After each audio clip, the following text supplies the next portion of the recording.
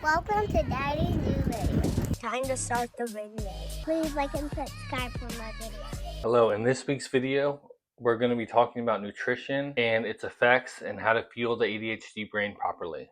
ADHD is often discussed as an attention disorder, but to describe it more accurately, would be a challenge of self-regulation. Most people with ADHD commonly struggle with executive functioning, emotional regulation, impulsivity, motivation, memory, and sustaining focus. While medication and therapy are helpful, I'm teaching you how to do stuff without medication. ADHD is often discussed as emotional regulation, memory, sustaining focus. And part of what we're going to talk about today, nutrition can be very overlooked, especially for our brain, and our cells depend on the nutrients. We can't expect our brains to perform at a high level if we're giving it low quality fuel. So we're going to talk about 3 different truths and how to feed your brain, get energy, and build habits that last with nutrition. The reason we're going over nutrition is it's one of the 9 pillars of having a good day and creating a holistic lifestyle with ADHD. We can function with ADHD without taking Vyvanse or Adderall if we just create the world and create the environment for us to do that. And to do that, it's going to require a look into some topics like nutrition, stuff that might seem common, but it's actually not. And nutrition is one of the pillars. There's 9 pillars of of the good days, 9 pillars to create good days. We have nutrition, strength, movement, connection, tracking everything, having a purpose, going outside, doing leisure activities that you enjoy, and getting cold and doing hard things. Those are kind of together in one. That is the goal of, if we can go and aim towards those 9 pillars every day, not saying we're going to be perfect with it, but if we can shoot towards that, we're going to do a lot better with our ADHD. And it can be done. I've done it. I haven't taken medication since 2012, maybe 2013.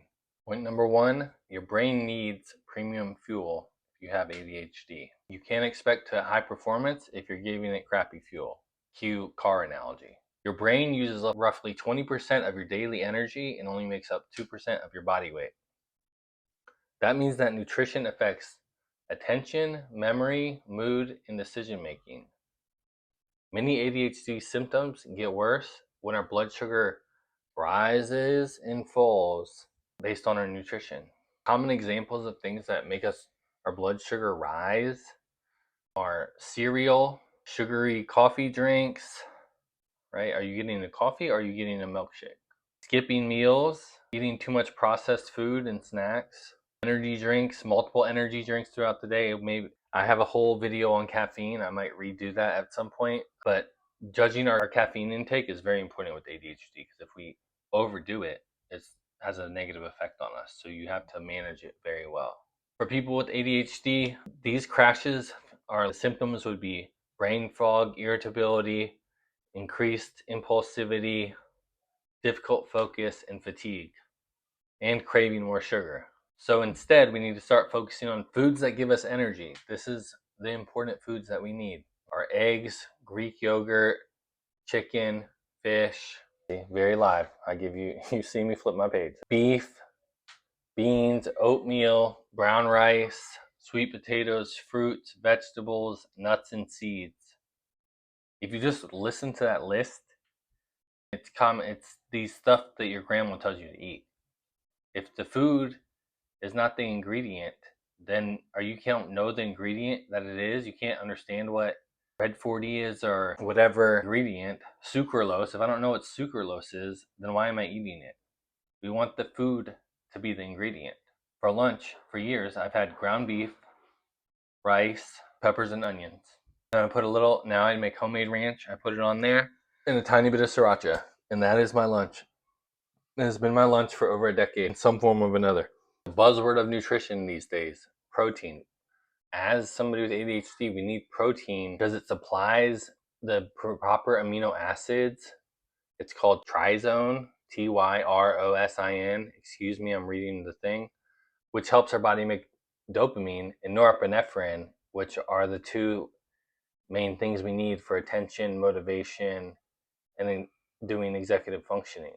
Having a high caloric high protein in the morning can be very helpful for ADHD. As well, healthy fats are very important. Healthy fats, off the top of my head, would be avocados are probably the most famous one.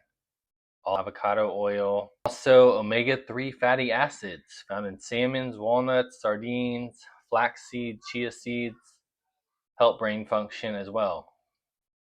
I don't know about you, but chia seeds and me do not get along, but maybe I can find some meal that they can work. The main takeaway we need from here is that we need to properly fuel our brain to set us up for success throughout the day. Don't overthink it. Like I said, trying to make a 5-ingredient meal. I'm stealing this from Marcus Philly, Functional Bodybuilding. A 5-ingredient meal. Talks about my lunch. Rice, beef, peppers, onions, ranch. 5 ingredients. Find things that you like that you can actually eat the name of and that you enjoy, and have that be your meal. Point number 2, our food can cause chaos or it can help us calm us down. Each meal you choose, am I going to make it easier or harder on myself? Again, the problem and struggle most people with ADHD have, me included, emotional regulation, mood swings, anxiety, poor impulse control, low frustration tolerance, definitely me. Nutrition can influence that. So if you're eating a highly processed diet, the probably American standard diet, then you're setting yourself up for failure in that chaos by eating that. If you're constantly eating fast food and getting Starbucks coffee that's more of a milkshake than a coffee, that's not going to set you up for success if you're over jacking up your sugar that you're eating throughout the day. Highly processed foods contain combinations of refined carbohydrates, unhealthy fats, excessive sodium, tons of added sugar. They sneak sugar into everything these days, which makes it harder to maintain good eating habits. Again, this is not about perfection or being perfect. The goal is to aim toward this. There's nothing wrong if you stop and get. My thing is, I'll get Chick-fil-A maybe once every 2 or 3 months. And I don't get the healthy thing on the menu. I get the sandwich, the Diet Coke, maybe 2 sandwiches and fries, and Chick-fil-A sauce and Polynesian sauce. That's fine because it's only a random occurrence for me. I don't do cheat days.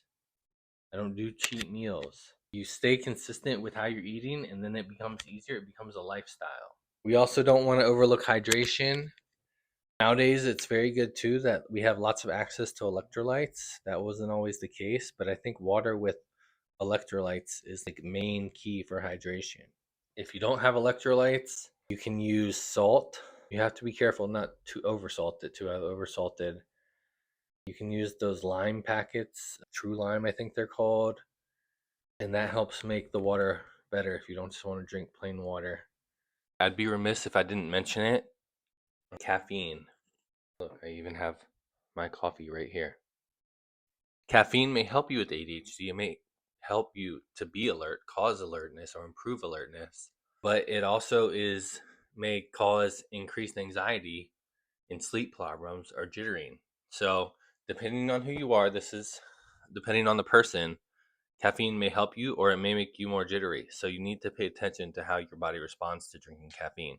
And not just coffee, too, and energy drinks and soda. And don't use it as a substitute for having a poor sleep habit or proper nutrition. Just remember, when our body is nourished, your brain has a stronger foundation for regulating your emotions and your attention. If I didn't mention it, okay, caffeine. Okay, look, I even have my coffee right here.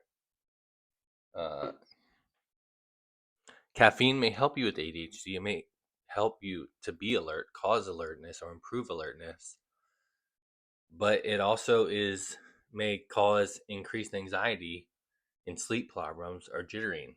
So, depending on who you are, depending on the person, caffeine may help you or it may make you more jittery. So, you need to pay attention to how your body responds to drinking caffeine. And not just coffee, too, and energy drinks and soda. And don't use it as a substitute for having a poor sleep habit or proper nutrition. Just remember, when our body is nourished, your brain has a stronger foundation for regulating your emotions and your attention.